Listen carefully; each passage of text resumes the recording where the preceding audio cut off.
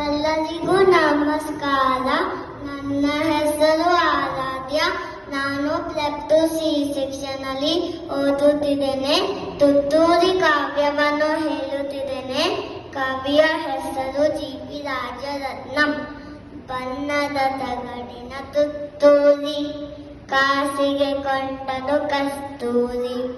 ಸರಿಗಮ ಪದನಿಸ ಊದಿದನು, ಸನಿದ ಪಮಗರಿಸ ಊದಿದನು.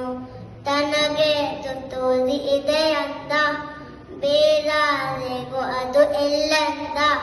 ತನಗೆ ತುತ್ತೂರಿ ಇದೆ ಅಂತ, ಬೇರಾರಿಗೂ ಅದು ಎಲ್ಲೆಂದ.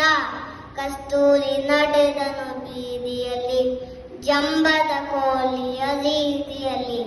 ಕಸ್ತೂರಿ ನಡೆದನು ಬೀದಿಯಲ್ಲಿ, ಜಂಬದ ಕೋಳಿಯ ರೀತಿಯಲ್ಲಿ. ತುತ್ತೂರಿ ಓದದ ಕೊಲದ ಬಲಿ, ಕಸ್ತೂರಿ ನಡೆದನು ಸಂಜೆಯಲ್ಲಿ. ಜಾರಿತು ನೀರಿಗೆ ತುತ್ತೂರಿ, ಗಂಟಲು ಕಟ್ಟಿತು ನೀರೂರಿ.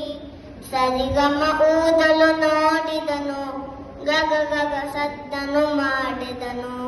ಬಣ್ಣವು ನೀರಿನ ಪಾಲಾಯ್ತು, ಬಣ್ಣದ ತುತ್ತೂರಿ ಬೋಳಾಯ್ತು. ತುತ್ತೂರಿ ಬಣ್ಣವು ಹಾಲಾಯ್ತು, ಜಂಬದ ಕೋಳಿಗೆ ಗೋಳಾಯ್ತು. ಧನ್ಯವಾದಗಳು.